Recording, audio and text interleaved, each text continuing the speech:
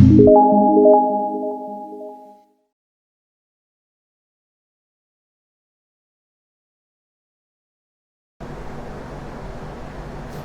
Students, welcome to all on Sigma Gurukul YouTube channel.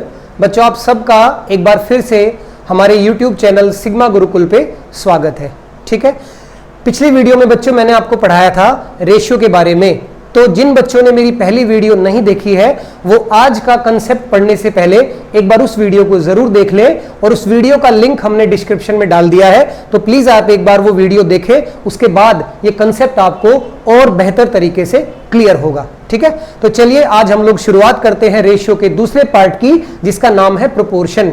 बच्चों, मैंने यहां पर थोड़ा सा एक जनरल इसका इंट्रोडक्शन दिया हुआ है, पर इसको बताने से पहले मैं आपको एक बार आसान शब्दों में बताऊंगा कि प्रोपोर्शन का मीनिंग या मतलब क्या होता है।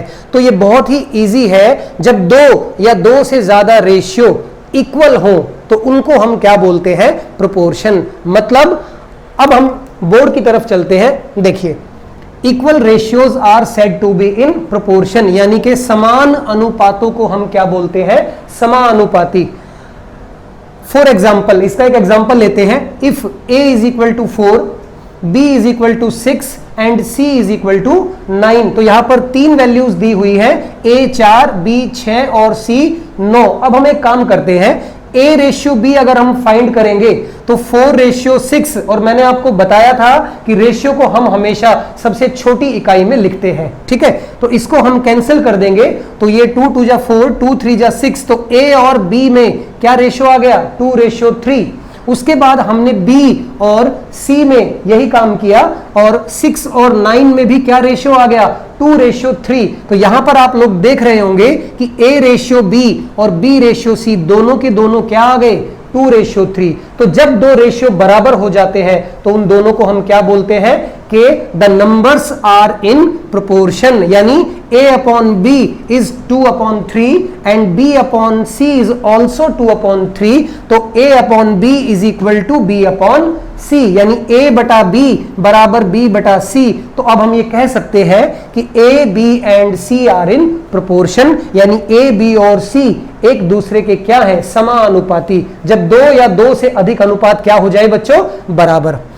अब चलिए इस बात को हम और थोड़ा सा बेटर समझते हैं। ये जो कंसेप्ट है, जो मैंने यहां स्टार बनाया हुआ है, ये स्टार मैंने इसीलिए बनाया क्योंकि इस कंसेप्ट पर एसएससी और DSSB और सारे कॉम्पिटिटिव एग्जाम्स क्वेश्चन पूछ चुके हैं। ठीक है, इसीलिए इसको आप थोड़ा ध्यान से समझना। यहां पर स्टार लगाने का यही मतलब है कि ये एक अच्छा कंसेप्ट है। राइट, तो यहां मैंने लिखा a upon b is equal to b upon c।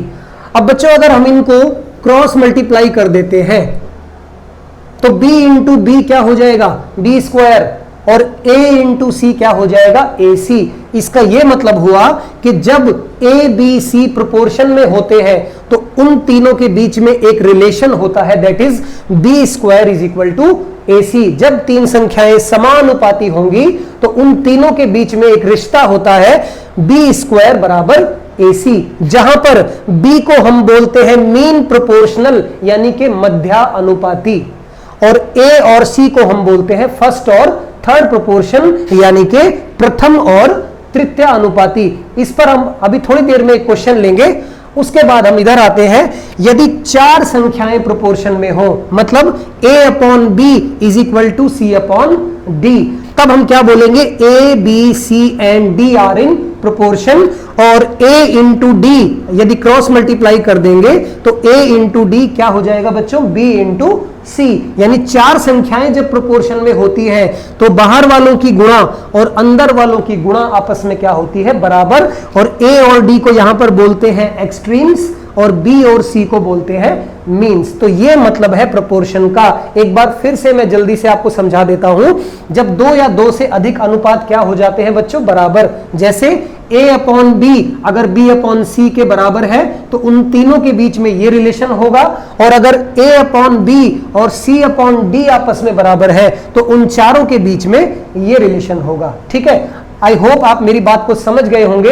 अब मैं इन दोनों रिलेशन, क्योंकि ये दोनों एग्जाम पॉइंट ऑफ व्यू से इंपॉर्टेंट है, तो मैं इन पर एक एक छोटा छोटा क्वेश्चन लेता हूं। उसके बाद हम आएंगे प्रोपोर्शन के टाइप्स पर। ठीक है बच्चों, तो आप लोग इसको ध्यान से नोट करना। अभी मैं इसको मिटा देता हूं।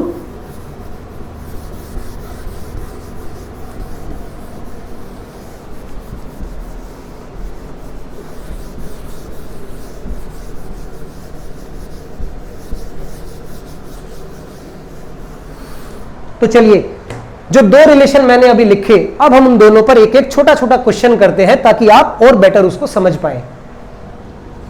देखिए, मैं एक छोटा सा क्वेश्चन लेता हूं और ये क्वेश्चन एसएससी सीजीएल प्री के एग्जाम में आ चुका है।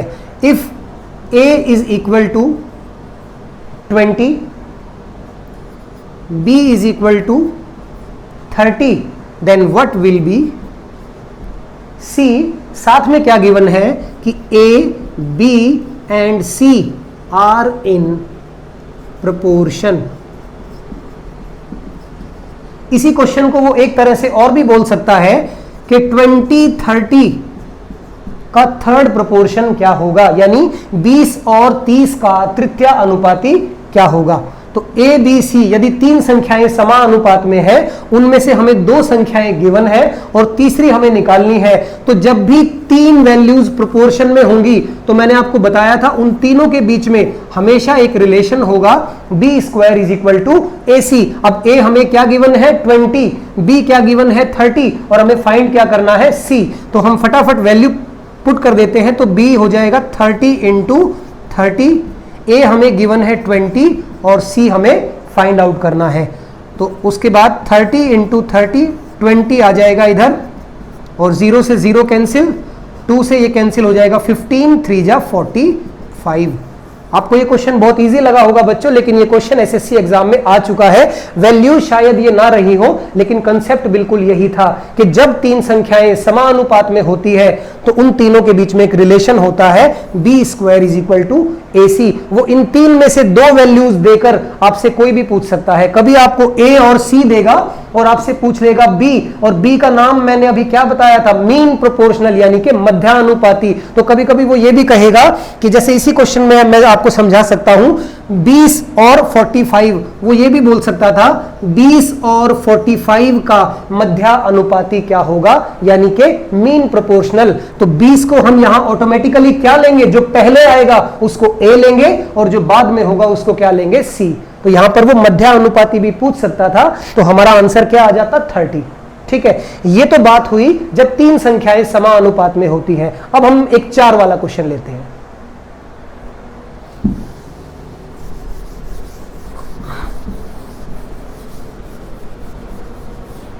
अब मैं इसी क्वेश्चन को 4 वाले में कन्वर्ट कर देता हूं कि सपोज आपको गिवन है कि 20, 30, 45 का फोर्थ प्रोपोर्शन, चौथे वाले को हम क्या बोलेंगे फोर्थ प्रोपोर्शन, या हिंदी में इसको कहेंगे चतुर्था अनुपाती।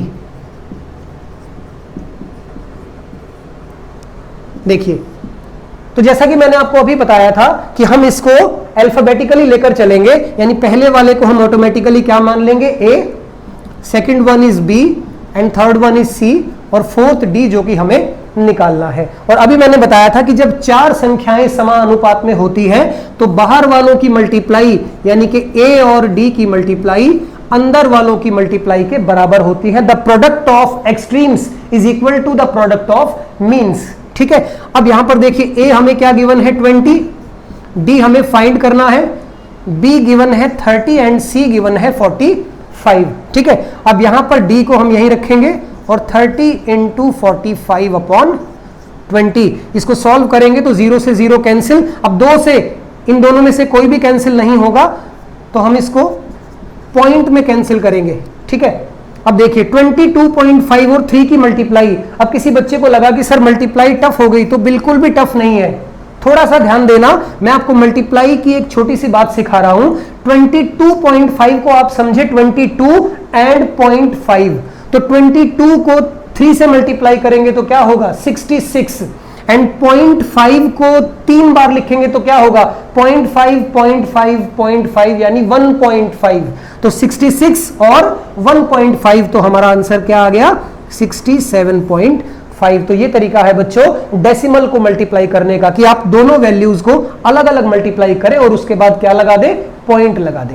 तो आई होप आप मेरी बात समझ गए होंगे कि जब तीन संख्याएं समानुपात में होगी तो b square is equal to a c का यूज करना, और जब चार संख्याएं समानुपात में होंगी तो a into d is equal to b into c, आप लोग इसका यूज करना। और ये क्वेश्चन एक जनरल लेवल के एग्जाम में बिल्कुल आ सकता है, ठीक है। चलिए, तो ये बात हुई सिंपल प्रोपोर्शन के मीनिंग और उस पर आने वाले दो सिंपल क्वेश्चंस की। अब मैं बात करता हूं प्रोपोर्शन की दो बहुत इंपॉर्टेंट टाइप्स की।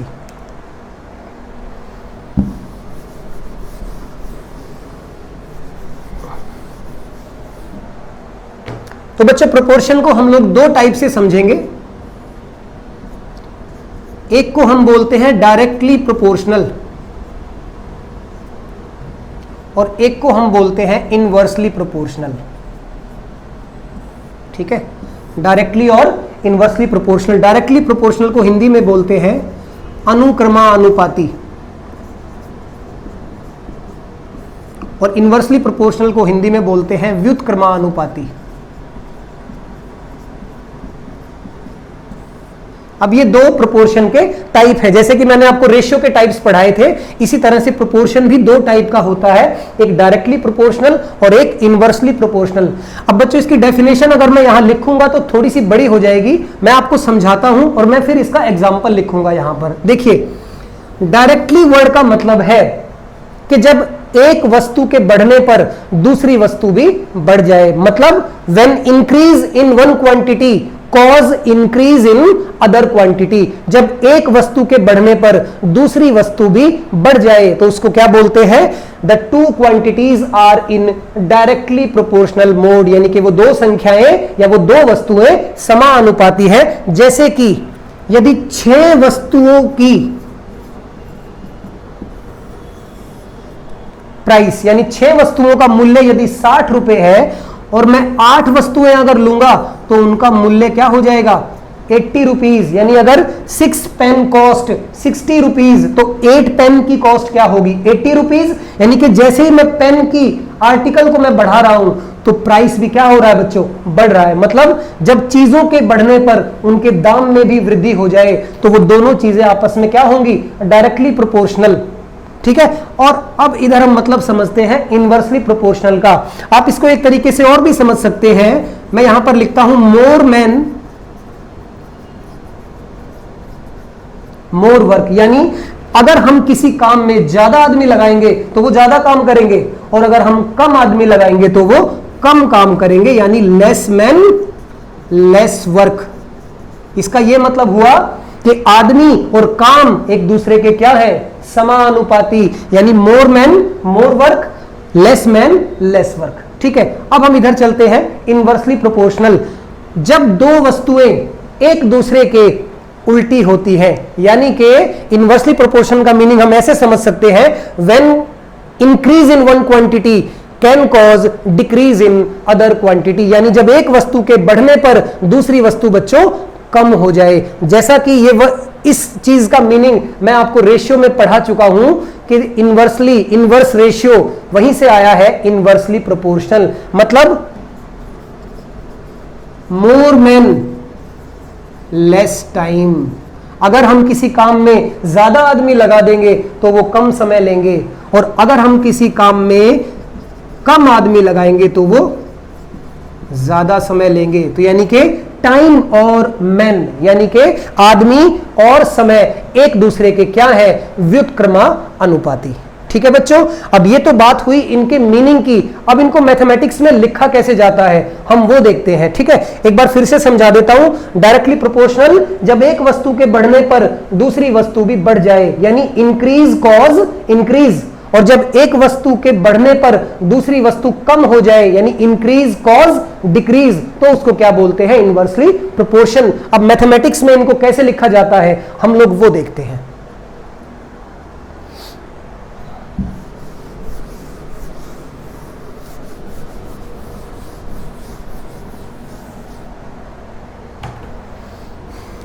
तो देखिए बच्चों, डायरेक्ट प्रोपोर्शन, इसको मैथमेटिक्स में लिखा जाता है A is directly proportional to B। यानी ये साइन है डायरेक्टली प्रोपोर्शन का कि A यदि हम बढ़ाएंगे तो B भी ऑटोमेटिकली बढ़ जाएगा, और इनवर्सली प्रोपोर्शन को हम मैथ्स में कैसे लिखते हैं? A is inversely proportional to 1/b। तो अगर हम a को बढ़ाएंगे तो ऑटोमेटिकली b क्या होना शुरू हो जाएगा? कम होना शुरू हो जाएगा। ठीक है, इसका एक एग्जांपल ले लेते हैं। If a is equal to 2, b is equal to 8, then if a is equal to 5, what is b? यदि a 2 है तो b 8 है, अगर a 5 होगा तो b क्या होगा? अब यहां पर डायरेक्टली बच्चे रिलेशन फाइंड आउट कर लेंगे कि 2 4 जा 8 तो 5 4 जा 20, लेकिन हमेशा इतना इजी क्वेश्चन नहीं मिलेगा। तो आप एक बात को समझना कि a directly proportional to b, इसको हम थोड़ा सा चेंज करके कंपटीशन में क्या लिख लेते हैं? a इज इक्वल टू के बी। ये के कुछ नहीं है, ये एक कांस्टेंट है, जैसे कि हम स्कूल में x मान लिया करते थे। तो यहां पर इस साइन को हटाने के लिए हम क्या लिख देते हैं? इक्वल टू के बी। अब हम यहां से k की वैल्यू फाइंड आउट करेंगे। देखो, जब a 2 है, k हमें मालूम नहीं है, और b क्या गिवन है बच्चों? 8। तो 2/8 इज इक्वल टू k, और k की वैल्यू हमारे पास क्या आ गई बच्चों? 1/4। अब हम इसी वैल्यू का यूज करके यहां से क्या फाइंड आउट करेंगे? b। तो a की वैल्यू हम रख देते हैं 5 इज इक्वल टू k हम निकाल चुके हैं 1/4, और b हमें निकालना है। तो 5 4 जा b की वैल्यू यहां से क्या आ जाएगी बच्चों? 20। एक बार फिर से जल्दी से समझ लीजिए, a is directly proportional b ऐसे लिखा जाता है, और इसको थोड़ा सा चेंज करके हम क्या लिख लेते हैं? a इज इक्वल टू के बी, और k की वैल्यू निकालकर उस वैल्यू को हम यहां पे रख देंगे, और फिर हमें क्या मिल जाएगी? b की वैल्यू मिल जाएगी। इसी तरह से यहां भी सेम कंसेप्ट लगेगा, a इज इक्वल टू के अपॉन बी, और यहां पर भी हम एक क्वेश्चन ले सकते हैं। If a is equal to 5, b is equal to 4, then if a is equal to 8, what will be b? ठीक है, अब यहां से हम अगेन वही कंसेप्ट यूज करेंगे। पहले क्या फाइंड आउट करेंगे? k को निकालेंगे। तो यहां रखते हैं, a क्या गिवन है? 5, k हमें निकालना है, और b की वैल्यू है 4। तो बड़ी इजीली 5 4 जा k हमारे पास क्या आ गया? 20। अब इस k की वैल्यू को हम यहां पुट कर देंगे, यानी अगेन हम इस रिलेशन का यूज करेंगे। अब a हमारे पास कितना है? 8, और k की वैल्यू क्या आई? 20, और हमें निकालना क्या है? b। तो b को हम इधर लेंगे, b इज इक्वल टू 20/8, और यहां से b की वैल्यू क्या आ जाएगी? 2.5। तो बच्चों एक चीज आपने ध्यान दी, a 5 और b क्या था? 4। जब हमने a को बढ़ाया, यानी 5 की बजाय a को हमने क्या कर दिया? 8, तो b की वैल्यू 4 की बजाय क्या आ गई? 2.5। जब a के बढ़ाने से b की वैल्यू कम हो जाए तो इनवर्सली प्रोपोर्शनल, और जब a के बढ़ाने से b की वैल्यू भी बढ़ जाए तो डायरेक्टली प्रोपोर्शनल। अब मैं बच्चों इन पर 2 और क्वेश्चन लूंगा, और उसके बाद हम अपनी वीडियो को खत्म करेंगे, क्योंकि प्रोपोर्शन ज्यादा बड़ा टॉपिक नहीं है, और इनसे 1-2 छोटे मोटे सवाल ही पेपर में आते हैं। तो आप इसको अच्छे से नोट करना, और अब हम 2 क्वेश्चन और लेंगे, उसके बाद हम लोग खत्म करेंगे आज का काम।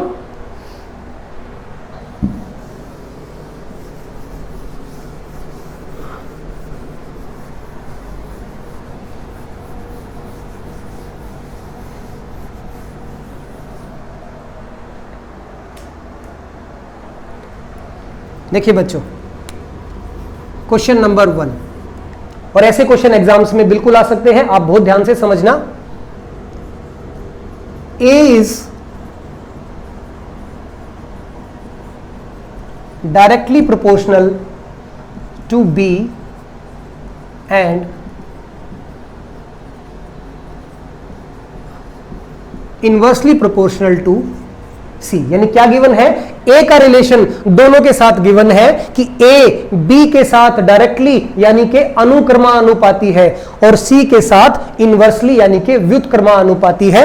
उसके बाद हमें एक इंफॉर्मेशन दी है कि if A is equal to 12, B is equal to 6 and C is equal to 2, तो फिर हमें फाइंड आउट करना है, find A if b is equal to 12 and c is equal to 3। बच्चों मैं क्वेश्चन आपको एक बार फिर समझा देता हूं हिंदी वाले बच्चों के लिए। a और b एक दूसरे के अनुक्रमानुपाती है, यानी डायरेक्टली प्रोपोर्शनल, और a और c एक दूसरे के व्युत्क्रमानुपाती है, यानी इनवर्सली प्रोपोर्शनल। अब हम फाइंड आउट करते हैं ये क्वेश्चन। तो देखिए बच्चों, A is directly proportional to B, जिसे हम क्या लिख सकते हैं, A is equal to KB, और A is inversely proportional to C, जिसे हम क्या लिख सकते हैं, A is equal to K upon C। अब क्योंकि ये दोनों चीजें एक ही है, तो हम ये भी कर सकते हैं कि A is equal to K into b upon C, क्योंकि K दोनों ही केस में आपको दिख रहा है, और K की वैल्यू तो सेम रहेगी, तो हम उसको दो बार नहीं लिखेंगे, एक ही बार लिख देंगे। तो फाइनली हमारे पास ये रिलेशन आ गया, A और B एक दूसरे के डायरेक्टली प्रोपोर्शनल है, और A और C एक दूसरे के इनवर्सली प्रोपोर्शनल है। यहां से हम क्या निकालेंगे, K, और उसके बाद हमें हमारा आंसर मिल जाएगा। तो चलिए हम लोग K निकालते हैं। तो फर्स्ट केस में A क्या गिवन है, 12, K फाइंड आउट करना है, B की वैल्यू है 6 और C हमें गिवन है 2। तो 2 3 जा 6, और 3 से इधर आके जब हम कैंसिल करेंगे तो K की वैल्यू हमारे पास क्या आ जाएगी बच्चों, 4। अब K निकल चुका है, तो अब हमारा क्वेश्चन बिल्कुल इजी है। यहां हमें फाइंड आउट क्या करना था, A, B क्या गिवन है 12, K की वैल्यू निकाल चुके हैं 4, और C सेकंड केस में क्या गिवन है 3। तो 3 4 जा 12, और A हमारा क्या आ गया 16। मैं एक बार फिर समझा देता हूं, क्योंकि ये बहुत अच्छा क्वेश्चन है। A का रिलेशन दोनों के साथ दिया, B के साथ डायरेक्टली प्रोपोर्शनल और C के साथ इनवर्सली प्रोपोर्शनल। फिर उसके बाद हमें पहले तीनों वैल्यू दी गई, जहां से हमने क्या फाइंड आउट किया, K, और उसके बाद हमसे A पूछा गया, K की वैल्यू हमने पुट की, B और C हमें गिवन थे, और A की वैल्यू क्या आ गई 16। अब मैं एक लास्ट क्वेश्चन और लेता हूं, उसके बाद हम लोग आज का काम खत्म करेंगे।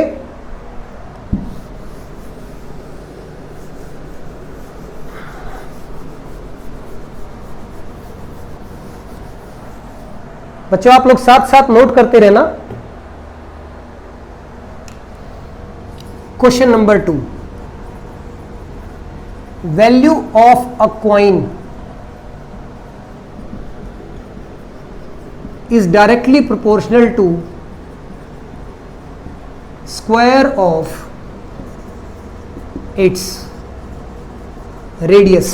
हिंदी में क्या बोलेंगे कि एक सिक्के की वस्तु उसकी त्रिज्या के वर्ग के अनुक्रमानुपाती है। जरूरी नहीं कि हर बार A is directly proportional to B होगा, कभी कभी A B स्क्वायर के और कभी कभी A B क्यूब के डायरेक्टली प्रोपोर्शनल होगा। तो आप ध्यान रखिए, इफ R यानी कि radius is equal to 0.5 centimetre, then V यानी कि वैल्यू इज ₹4।